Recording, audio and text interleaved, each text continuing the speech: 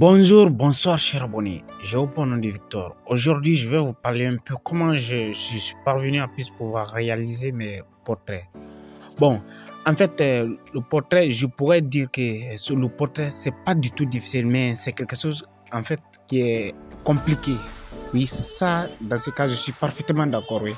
Vous savez pourquoi? Parce que sur un portrait, il y a des étapes à parcourir. Et les étapes là, si tu n'arrives pas à respecter ça réellement, même dans ces étapes, si tu fais des erreurs, ça va jouer sur votre portrait, même jusqu'à la fin. Bon, par exemple, pour moi, il y a une formule exacte pour faire sortir l'esquisse, c'est-à-dire dans le crayonnage, quoi, faire sortir l'esquisse juste du portrait. Oui, ça en crayonnage, oui. Il y a la formule là pour ça. Mais la plupart des peintres et des dessinateurs passent toujours par cette méthode-là. Donc, si jamais tu sautes sur ça, tu dis que pour toi, tu vas aller comme ça directement. Ça, c'est pas du tout possible, oui. Franchement.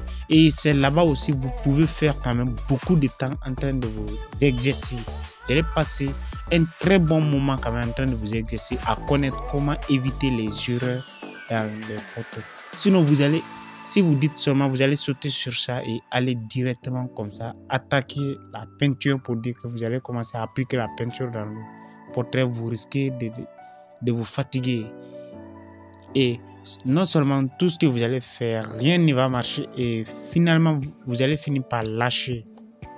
Pour moi, souvent, j'utilise une application qui me permet de respecter les techniques de proportion là. Cette application s'appelle Grid Drawing. Souvent, son nom là, c'est écrit comme ça en anglais.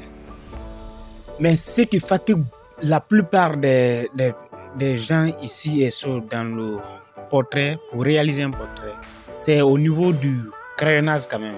Le crayonnage. Parce que une fois, quand vous ratez au niveau des proportions là, et ces erreurs là vont vous conduire même jusqu'à vers la fin. Et même si vous appliquez bien la peinture, vous allez voir toujours votre portrait est accidenté.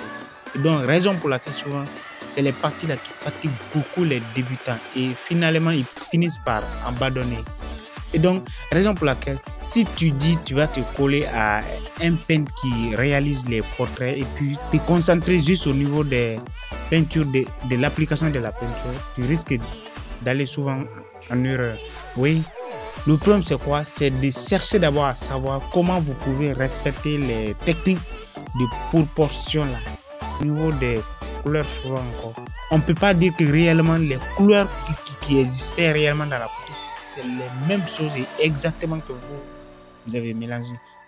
Souvent, vous allez voir, on mélange et on retrouve des couleurs qui sont proches à la photo qu'on a. Mais ce n'est pas parfois quand même réellement pour dire que oui, c'est exactement